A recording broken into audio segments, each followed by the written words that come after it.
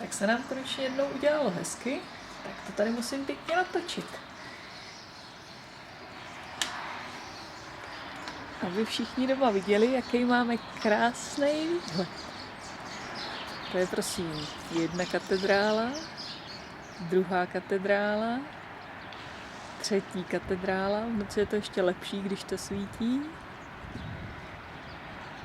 Sousedovic balkon, tam to nebudu radši moc dávat, ať mě nevyhodí. Sice jsme ještě neviděli po 3 týdnech tady.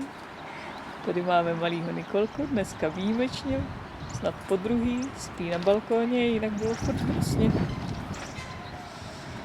Pozor, tady nahoře na kopci 5hvězdičkový hotel Parador a hnedka vedle něj, jestli je to trošku vidět, tam je naše Mišelka ve škole.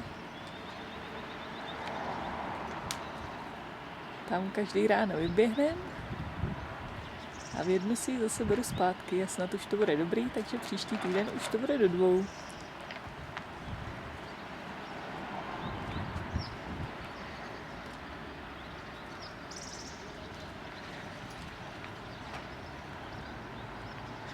A taky už by snad mohlo začít být konečně hezky.